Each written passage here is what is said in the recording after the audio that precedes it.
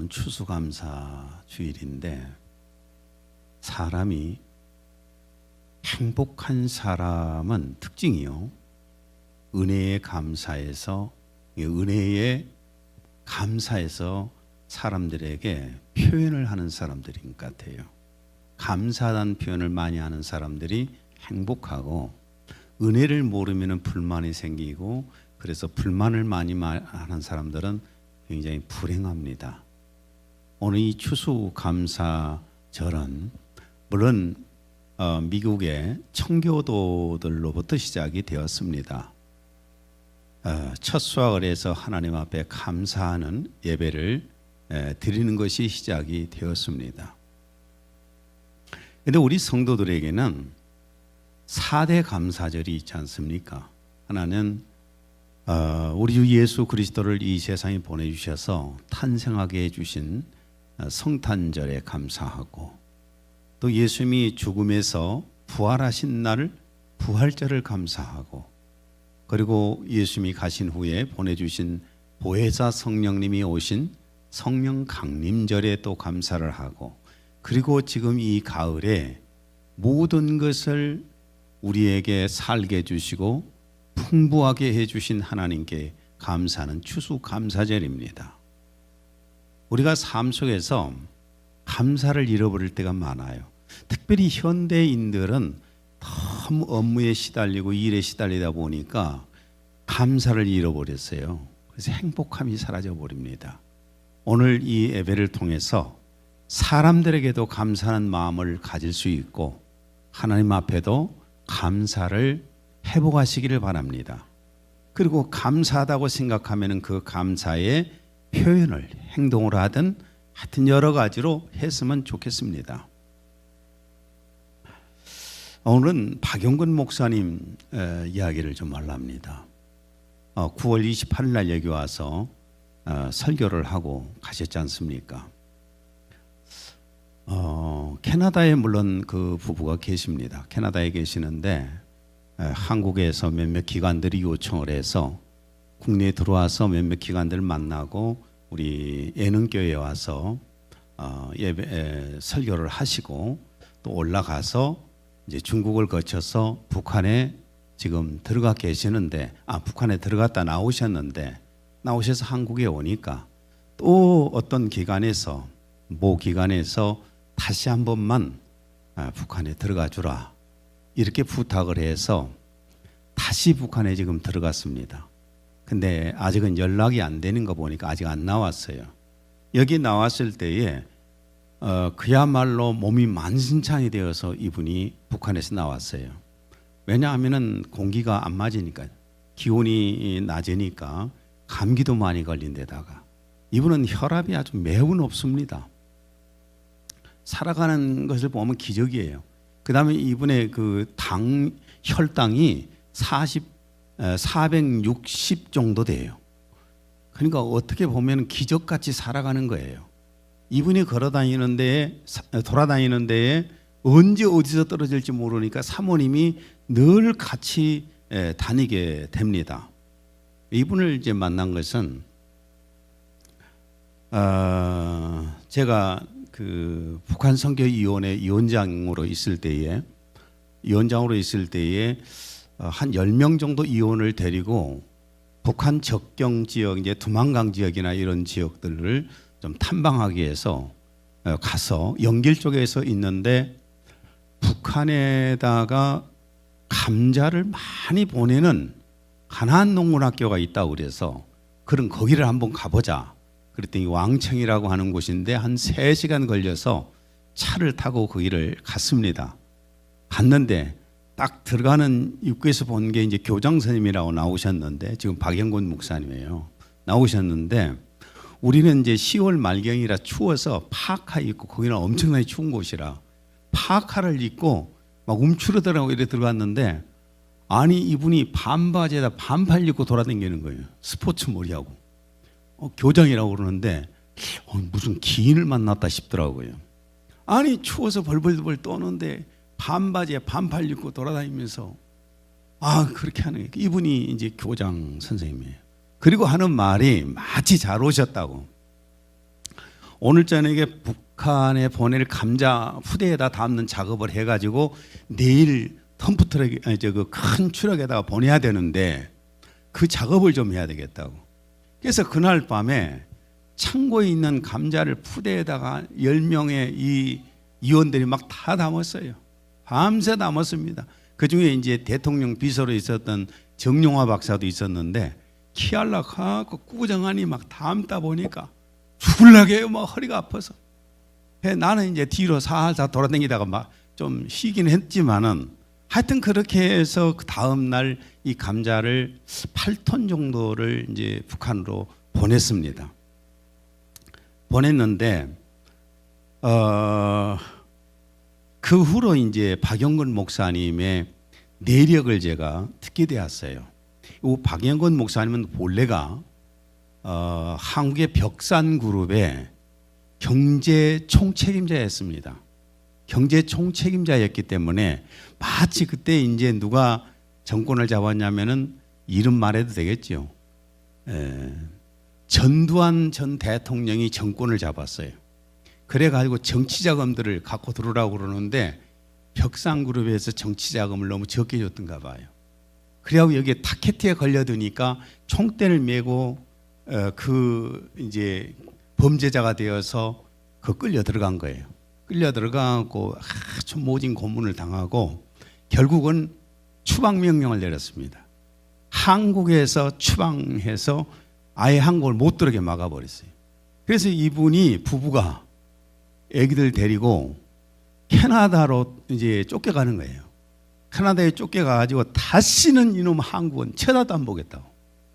이러면서 이제 캐나다의 삶이 시작되었는데 거기에서 이분이 사업에는 수완 있는 분이라 사업을 잘했어요. 잘해가지고 캐나다 토론토에서는 이민사회에서는 가장 성공한 사람 중에 한 사람입니다. 엄청난 사업가가 되었죠. 그리고 이제 또 교회에서는 지금 토론토의 가장 큰 교회가 큰빛교회입니다. 근데 그 큰빛교회 수석장로로 있으면서 이분이 이제 어떤 일을 했냐면은 거기에 수백억 그 교회당을 건축하는데 이분이 앞장서서 했던 분이에요.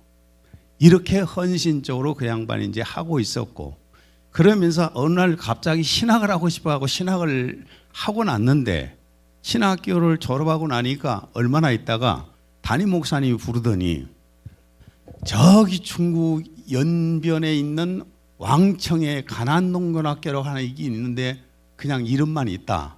당신이 가서 한번 세워볼래? 근데 뒤통수 맞은 것 같아갖고 괴롭더라는 겁니다. 아니 내가 이렇게 사업을 크게 하고 있고 교회에서 수석장로로 있는데 거기로 가라니 하면서 며칠을 기도하다가 하나님께서 강한 마음을 주시더래요. 하나님께서 너에게 이만큼의 많은 은혜를 주셨는데 너는 그 은혜를 언제 갚을래?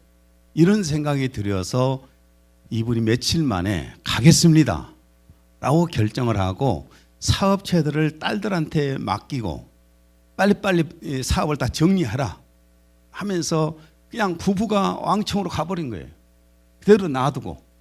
그래가지고 왕청에 가서 이제 도로를 닦고 건물도 세우고 땅들도 사고 돈 많이 들어가지고 이렇게 이제 해가지고 거기서 감자를 이제 재배를 해서 그 수확을 북한으로 보내고 있었습니다. 그때 이제 저를 만나게 된 거예요.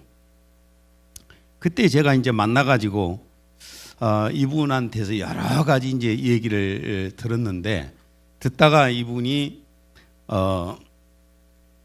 한국에를 다시 들어오고 싶다고 하더라고요.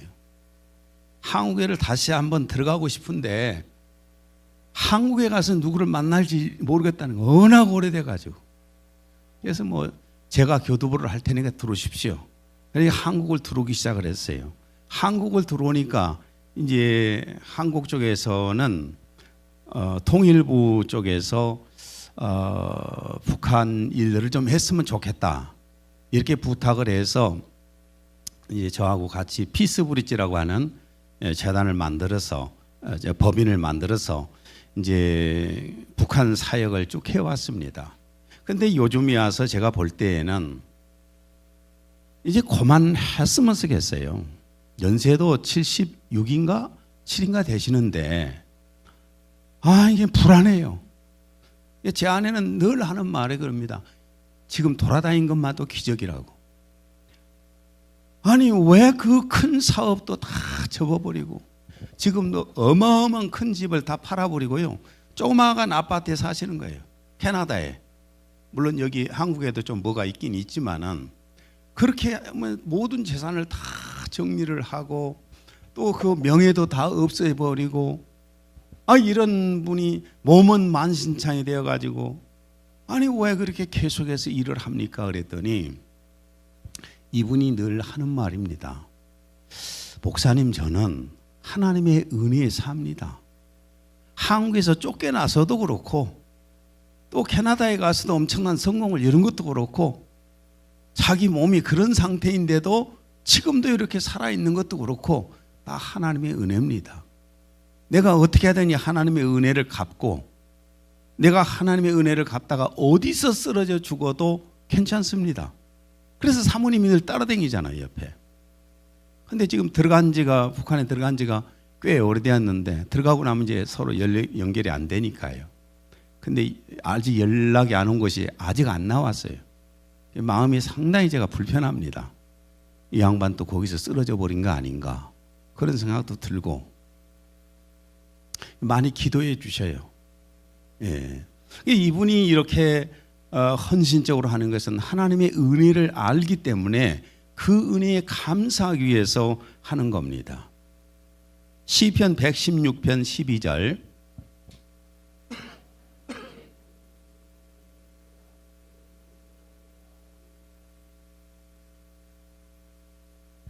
나를 향한 주의 모든 베푸심을 내가 주께 무엇으로 보답하겠습니까?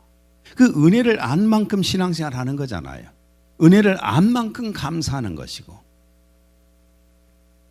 오늘 이제 본문을 보게 되면 이스라엘 민족은 맥추절과 수장절이라고 하는 추수감사절을 지켰습니다.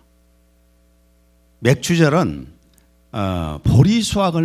보리하고 밀수확을 마친 후에 하나님 앞에 감사의 예배를 드렸던 겁니다. 16절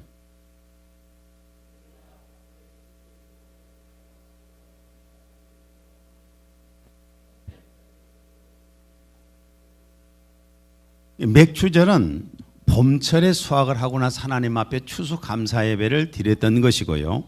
그리고 이제 두 번째 수장절은 가을 추수한 후에 곡식을 다 거둔 다음에 또 하나님 앞에 추수감사절을 드렸던 겁니다. 16절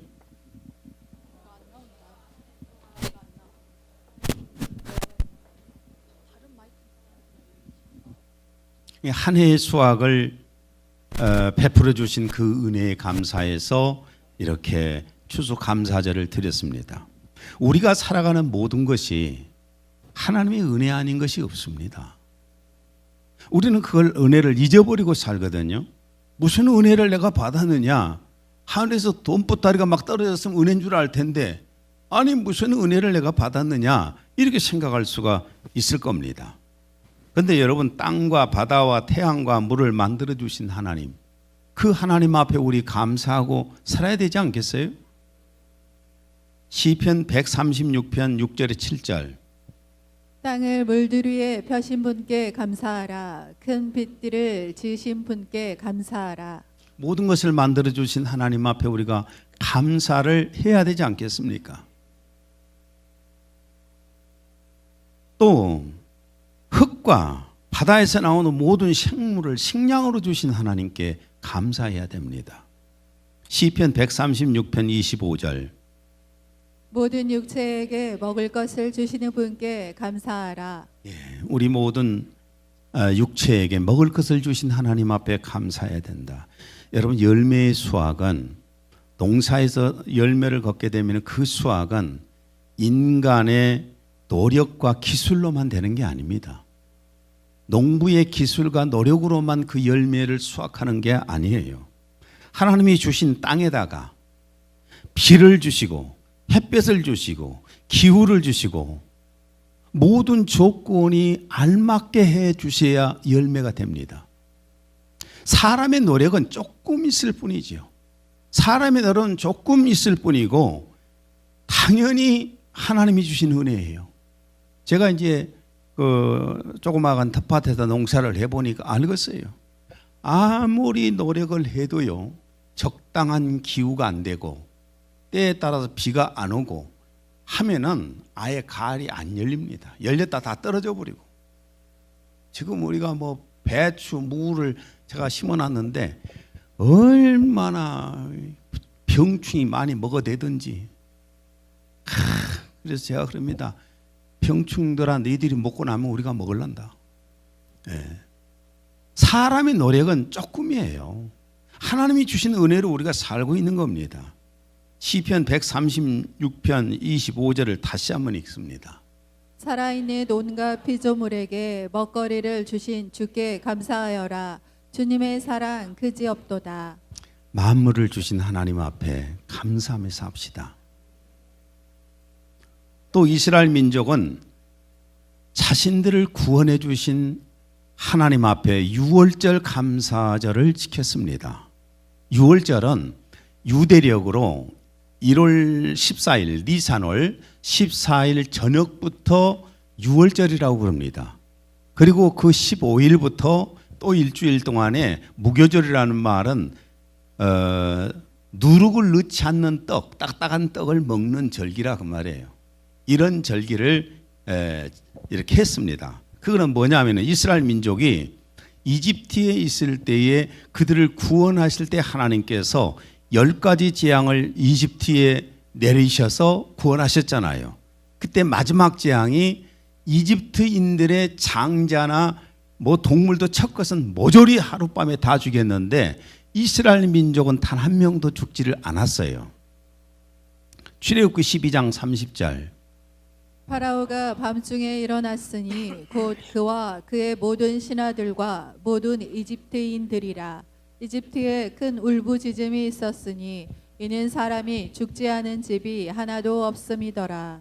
이집트 집집마다 모든 집들이 다 장자들이 죽었으니 얼마나 기가 막힐 일입니까? 초상들이 나가지고 울고 불고 난리였어요.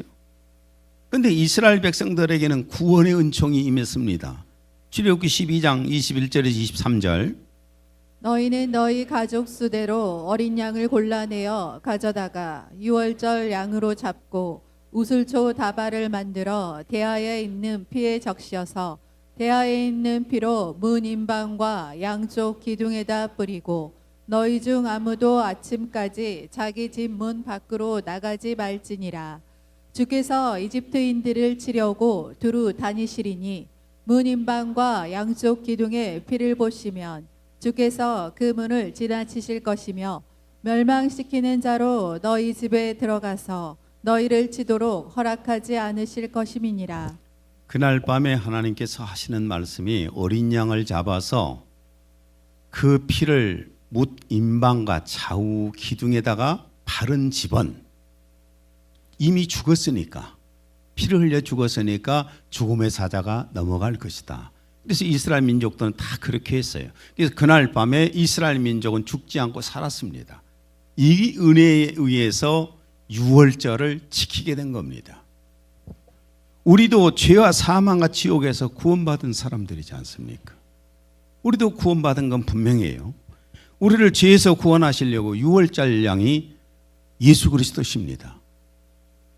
고린도전서 5장 7절. 우리의 유월절 양 곧 그리스도께서 희생되셨느니라. 예수님이 피를 흘리셔서 우리의 죄를 위해서 그 속죄판에다 피를 덮어주시니까 우리 죄가 용서가 되어서 죽음의 사자가 넘어간다는 겁니다. 영적인 죽음의 사자예요. 그리고 우리는 예수님의 부활로 인해서 죽음의 공포에서 해방되었습니다. 히브리서 2장 14절 15절. 하나님의 자녀들인 우리는 피와 살을 가진 인간입니다. 예수께서도 피와 살을 가진 인간의 모습으로 나셨습니다.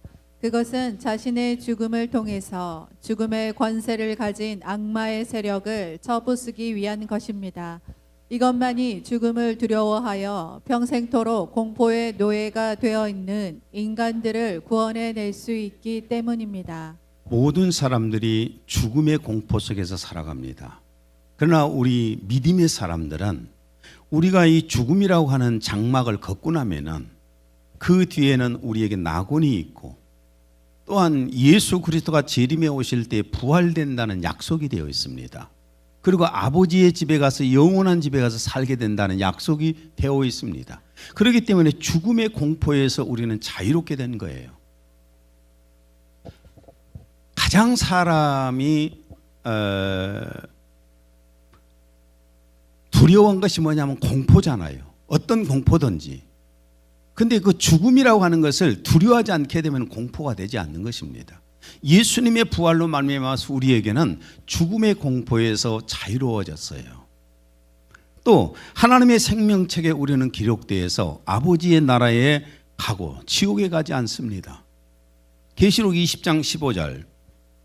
생명책에 이름이 기록되어 있지 않은 사람은 다 불못에 던져졌습니다. 예. 하나님의 생명책에 기록되지 않는 사람은 불못으로 가잖아요. 지옥으로 갑니다. 그런데 하나님의 생명책에 하나님의 호적에 기록된 사람들은 하나님의 나라로 가지 않습니까? 이게 우리가 받은 하나님의 은혜, 하나님으로부터 받은 은혜예요. 그런데 그 은혜를 우리가 감사하지 못한다는 것은 은혜를 은혜로 알지 못해서 그래요. 여러분 마음속에 구원받은 것에 대한 감사가 있기를 바랍니다. 누가복음 17장에 보면은 10명의 문둥병 환자가 예수님을 만나서 고침받았습니다. 10명이 고침받아서 그 10명에게 제사장이 가서 당연히 문둥병에서 나왔을 때에 그 예물로 드리는 예물을 드려라 라고 보냈더니만은 하다가 나왔어요. 문둥병이 나섰다는 것을 알고 다 감사해 기쁘고 좋았겠지요. 그런데 딱 그 중에 사마리아인이라고 하는 한 사람만 주님 앞에 와서 무릎을 꿇고 감사의 사례를 합니다. 그때 주님이 하시는 말씀이에요. 네 믿음이 너를 구원하였다. 단순한 육체적인 건짐이 아니라 그 감사가 있을 때 그 은혜를 은혜로 알고 감사할 때에 영혼 구원이 임했다는 것을 알게 되잖아요. 야고보서 2장 26절. 영혼 없는 몸이 죽은 것 같이 행함이 없는 믿음은 죽은 것이니라. 내가 정말 하나님의 은혜를 은혜로 안다면 하나님 앞에 감사할 수밖에 없는 겁니다. 그러면 감사의 표현이 있지 않겠어요? 어떻게 감사해야 될 것인가? 15절. 빈손으로 내 앞에 나오지 말지니라. 예, 부모님에게 부모님의 은혜를 감사합니다. 부모님의 은혜에 감사합니다. 부모님에게 아무것도 안 해요. 그게 정말 부모의 은혜를 아는 사람일까요? 입으로만 아는 거지요. 정말 부모의 은혜를 안다면 부모님에게 감사할 것이고 감사의 표현을 하지 않겠습니까? 우리는 하나님 앞에 은혜를 받은 사람이기 때문에 어떤 모양으로든지 감사의 표현을 해야 합니다. 저는 그 다큐멘터리 비슷하게 이렇게 TV에서 하는 걸 봤습니다. 인간극장이라고 하는데 다큐멘터리 비슷하더라고요. 그리고 어떤 뭐 아픈 만큼 사랑한다 이런 영화도 나왔는가 봐요. 이게 누구냐 하면은 필리핀 오지의 슈바이처로 불리던 대구 출신 박병출이라고 하시는 분인데 이름을 개명해서 박누가라고 불렀던 의사입니다. 선교사, 의료 선교사입니다. 이분은 평소에 한 말이 가장 큰 병은 하나님을 모르는 것이 가장 큰 병이다. 영적인 병 중에 가장 큰 병, 하나님을 모르는 병이잖아요. 가장 이것이 큰 병이라고 했던 사람이고 외과 전문의였습니다. 뭐 그냥 살았으면 남들보다 더 잘 먹고 잘 살 수 있잖아요. 우대받고 살아갈 수가 있었는데 이분은 이 박성 교사님은 필리핀에서 이렇게 이제 의료 선교를 잠깐 갔었던가 봐요. 그러면서 마음을 굳히게 된 것이 뭐냐 하면은 내가 여기에 가서 오지에 가서 내가 선교를 해야 되겠다. 그것이 1989년이라고 합니다. 그래서 필리핀의 누손섬 바기오에 가서 바기오에서 12시간을 버스를 타고 들어가고 또 걸어 들어가고 이런 곳으로 이분이 선교사로 간 거예요. 산악지대인데 그 이유가 뭐냐면은 거기에는 무슨 정부의 행정력도 미치질 잘 안 하고 누구도 오지 않는 곳이기 때문에 선교지로 선택을 했답니다. 그리고 이후에 이제 필리핀을 거점으로 해서 동남아 오지만 찾아다니면서 병자들을 고치고서 전도를 하고 하나님께 인도하고 이런 일들을 쭉 해왔어요. 대형 버스를 병원 이동하는 병원으로 만들어 가지고 거기서 그 고침을 주고 필리핀 마닐라에 작은 또 병원을 세워 가지고 거기서 무료 진료하고 어려운 사람들 생활비 주고 학생들 뭐 학비 주고 이런 일들을 막 쭉 해왔더라고요. 그 산속까지 찾아다니면서 무료로 하다 보니까 그 원주민들은 줄 것이 없으니까 무슨 뭐 코코넛과 파자야 이런 파파야 이런 걸로 이렇게 선물을 가져오고 막 이랬다고 그래요. 영화에 나온 얘기입니다. 그래서 이렇게 해가는 가운데에도 보니까 의사인데도 본인은 의사이면서도 워낙 오지에 다니다 보니까 장티푸스에 걸리고 콜레라에 걸리고 이질에 걸리고 댕기열에 걸리고 감염 이런 것들은 뭐 간염 이런 것들을 걸려가지고 아주 고생을 많이 했더라고요. 의사이면서도. 그리고 나중에는 1992년에는 췌장암에 걸렸는데 다행히 수술을 해서 나았다고 합니다. 그리고 2004년에는 위암이 이제 또 걸렸는데 수술을 해서 수술하고 나서도 다시 이제 그 오지에 가서 선교를 하고 다녔습니다. 그리고 2009년에는 강경화에 당뇨까지 거해졌고 2016년에는 위암이 재발을 했어요. 말기암이 된 겁니다. 근데 이 말기암을 진단을 받고서도 오지로 가서 선교를 하고 돌아다녔어요. 그래서 필리핀 사람들은 이 박누가 선교사를 필리핀의 한국인 슈바이처다 이렇게 불리게 되었습니다.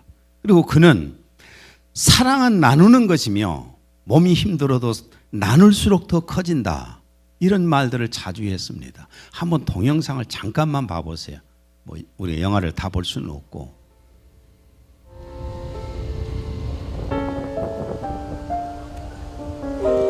오케이.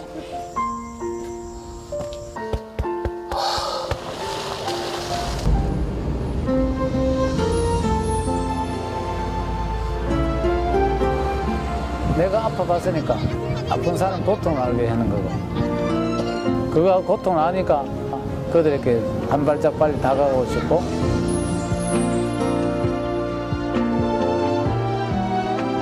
그래서 저는 내가 아픈 만큼 남을 더 사랑하겠다 그런 마음으로 살고 있어요. Sinadala po dito ni God para tulungan po kami. Tulungan niya po kami sa nga ikaw, mabait ka dito sa amin. masakit din po kasi naging pangalawang father mo siya sa akin. 내가 계속 이렇게 오래오래 할 수는 없잖아요. 이렇게 서서히 정리를 해야 될 단계다 했나 그런 게 나름대로 생각하고 즐겁게 지금까지 지내왔고 행복한 시간이었고 뭐 참 좋았어요.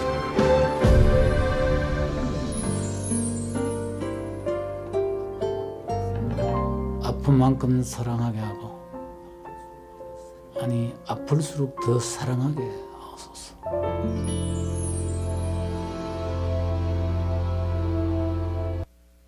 (30년을) 넘게 선교사로 저렇게 활동을 했고 58세에 천국으로 갔습니다. 자기 한 사람 먹고 살기에 바쁘고 자기 가족들만을 위해 사는데 참 이분은 일생을 자기 자신을 바쳤어요. 그리고 그 아내는 의사인 남편 만나서 좀 편안하게 살 줄 알았는데 저렇게 남편이 선교사로 떠나서 집에다 돈 한 푼 주지 않고 저렇게 살아가니까 두 아이들을 키우려고 식당을 하면서 처음에는 뭐 식당 이렇게 그 알바도 하고 막 이렇게 하면서 살고 나중에 식당을 차려가지고 그걸 통해서 자식들을 키우면서 이렇게 삶을 살았습니다. 자신이 하나님께 헌신하고 오지로 다니니까 선교사 그 가족은 얼마나 희생을 많이 치렀습니까? 나는 인생을 어차피 살다가 한 번 살다 죽을 건데 나 하나 목구멍을 위해서 나 하나 삶을 위해서 살다가 죽는 것보다는 이렇게 베풀면서 살다 가는 인생이 얼마나 멋진 인생이고 보람된 인생입니까? 박누가 선교사가 이렇게 희생과 헌신적인 삶을 살 수 있었던 것은 그가 평소에 자주 했던 말 속에서 그 답을 얻을 수 있습니다. 그가 한 말이 뭐냐면은 나는 아파도 행복합니다. 나는 지금 죽어가면서도 행복합니다. 내가 받은 하나님의 은혜에 조금이라도 보답할 수 있어서 행복합니다. 그의 삶의 철학이었어요. 이게 신앙이었어요. 하나님의 자녀가 된 우리 모두 이런 은혜를 받지 않았을까 싶어요. 받은 은혜는 같은데 그 은혜를 느끼는 체험이, 생각하는 무게가 다른 거예요. 어떤 사람은 은혜를 은혜로 알고 어떤 사람은 만 불만만 품고 살고 늘 하나님 앞에 받으려고만 하는데 어떤 사람은 하나님 앞에 은혜를 받은 만큼 감사하면서 살아가지 않습니까? 우리도 똑같은 은혜를 받았어요. 나는 이 설교 준비하면서도 그랬지만은 이 박누가 그 다큐를 보면서 많이 울었어요. 야, 나도 저렇게 참 희생적으로 살았으면 좋겠는데 하는 그런 마음을 품었습니다. 시편 116편 12절을 다시 한번 읽습니다. 내게 주신 모든 은혜를 내가 여호와께 무엇으로 보답할까? 예, 저도 그렇지만 여러분도 하나님의 은혜를 크게 느꼈으면 좋겠어요. 깊이 감동을 받았으면 좋겠어요. 그러면 감사가 더 많이 나올 것이고 그 감사한 만큼 여러분도 신앙생활을 할 것이고 또 누군가를 위해서 희생하고 싶은 마음도 생기지 않겠습니까? 감사의 표현을 많이 하시는 여러분이 되시기를 바랍니다. 기도합니다. 하나님 아버지, 오늘은 하나님 앞에 감사를 하는가에 대해서 말씀을 함께 나눴습니다. 우리 앞에 먼저 주님 나라에 간 사람들, 또 지금도 희생하고 다니는 사람들, 하나님의 은혜를 느낀 만큼 희생하면서 살아가는 것을 보게 됩니다. 저희들 마음속에서도 하나님의 은혜에 대한 감사를 더 많이 느끼게 해주시고 감사한 만큼 신앙생활 하게 하여 주옵소서. 예수님 이름으로 기도했습니다. 아멘.